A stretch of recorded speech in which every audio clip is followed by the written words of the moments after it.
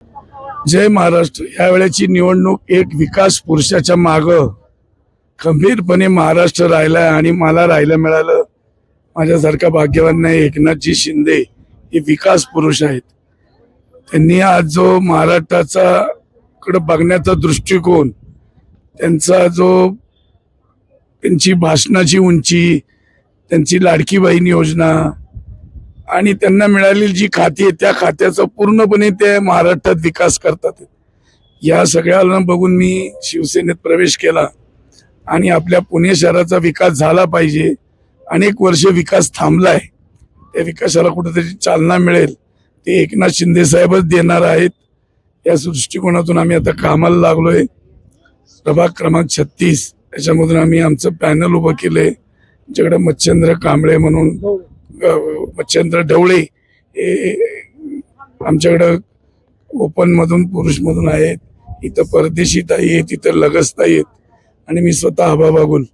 हे आम्ही या प्रभागाचा विकास हाच आमचा ध्यास या दृष्टिकोनातून कामाला लागलो. आता पुणे शहराचे अनेक प्रश्न आहेत, पण मला या भागामध्ये एक इंजिनिअरिंग कॉलेज काढायचे.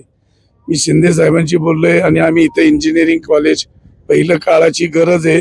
कारण शिक्षणाचं माहेरघर म्हणतोय आपण, पण इथं शिक्षण कुठेही मोफत नाहीये, विकत शिक्षण आहे. तर ते पहिलं महाराष्ट्र सरकारच्या माध्यमातून, महापालिकेच्या माध्यमातून ज्याला पाहिजे त्याला शिका आणि मोफत शिका, ही शिंदे साहेबांची स्लोगन असणार आहे. आम्हाला ट्रॅफिक पासून लोकांना सुरक्षित घरी पोचवायचं. बाकी अनेक प्रश्न आहे की आता ड्रग्ज म्हणून या शहराचं नाव कुठेतरी उदयाला येत आहे, ते थांबवायचंय. कारण पुणे शहराची ओळख वेगळी आहे, त्याची उंची वेगळी आहे. त्या पुणे शहराचं नाव ड्रग्ज माफिया म्हणून कधी झालं नाही पाहिजे, यासाठी आम्हाला प्रयत्न करायचे आहेत. तरुणांना, महिलांना रोजगार, स्वयंरोजगार उद्योग भवन आम्ही बांधणार आहोत. की हे बाहेरचे येतात आणि डी मार्ट करतात, तो उद्योग भवन महिलांसाठी करायचंय. अशा अनेक योजना आमच्या डोक्यामध्ये आहेत की त्या नक्की आम्ही करणार आहोत. आज प्रसूतीगृह नाही आहेत महापालिकेची, ते माझ्या महिलांसाठी, आम्ही मातांसाठी आम्हाला करायचंय आणि ती योजना आम्ही राज्य सरकारकडे, एकनाथ शिंदे साहेबांकडे मांडणार आहोत. नाही, मी आतापर्यंत भाजपाबरोबर अनेक इलेक्शन लढलेलोच आहोत. आता ही फक्त मैत्रीपूर्ण इलेक्शन आहे, कारण युती का झाली नाही हे नेते सांगतील, परंतु ही इलेक्शन मैत्रीपूर्वक आहेत. राज्यात, केंद्रात सत्तेत आहेत हे लोक, परंतु आता आम्ही स्वतंत्र लढतो आहोत आणि या प्रभागात आम्हाला सगळे नागरिक आम्हाला निवडून देतील. आमचं जे चिन्ह आहे ते धनुष्यबाण आहे. ते धनुष्यबाण आता आम्ही उचललेलं आहे शिंदे साहेबांच्या हात बळकट करण्यासाठी, आणि ते धनुष्यबाण सगळीकडे भगवामय करेल. आमचा प्रभाग भगवामय, पुणे भगवामय, महाराष्ट्र भगवामय. धनुष्यबाणाशिवाय पुण्याचा महापौर ठरणार नाही, एवढी खात्री तुम्हाला देतो. नाही, आता ते वरिष्ठांचे निर्णय आहेत.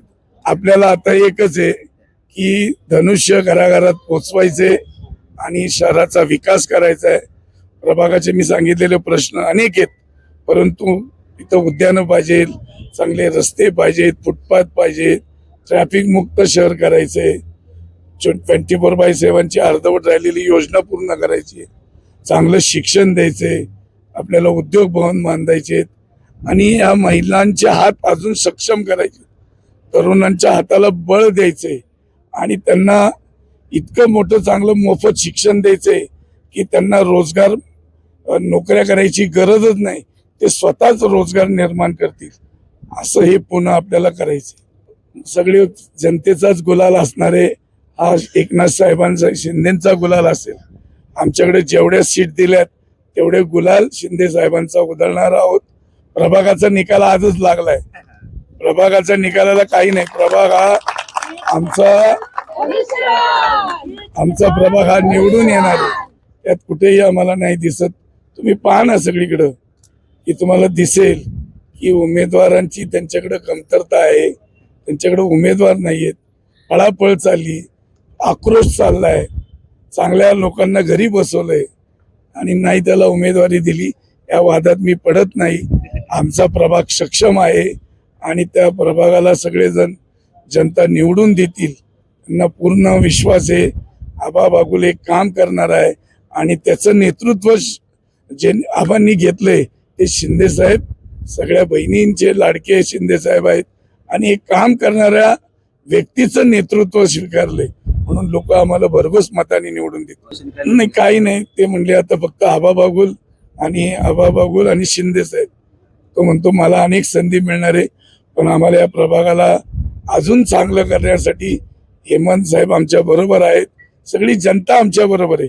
तुम्ही आजच बघा लोक घराघरात आमचं स्वागत करतात, ते बघतात कधी 15 तारीख येतील, कधी धनुष्याचं बटन दाबतात, अशी लोकांची उत्सुकता आहे. जय महाराष्ट्र.